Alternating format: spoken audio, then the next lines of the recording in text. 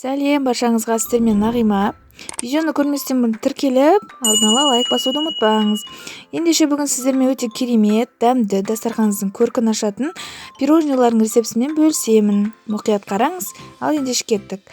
6 жұмыртқамызды алып, таза табамызға жарып аламыз. Оның үстіне миксердің көмегімен 2 есе ұлғайғанша көпіршітіп аламыз.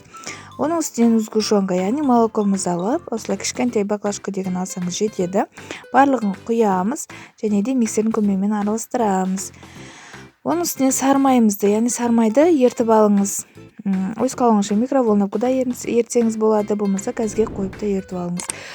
Және де бірден құйып жібермеңіз, бөліп құйыңыз, себебі жұмыртқа пісіп кетуі әбден мүмкін. Миксерді араластырып отырыңыз міндетті түрде. Оның үстінен құрғақ ингредиент қосамыз, онымен разрыхитель. Осылай електей өткізіп, жайлап миксерді бірінші жай араластырып алып, сосын несін қосыңыз, корсын қосып, жақсылап араластырыңыз, түйіршік қалмау керек. Осындай қоймалжың әдемі нәзік тесто дайын болады.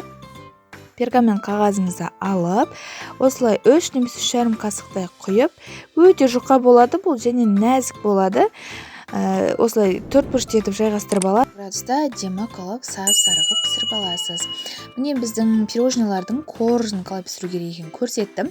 Ендігі жолы кремді қалай жасау керек екенін міндетті түрде көрсететін боламын. Келесі кездескенше сау болыңыз.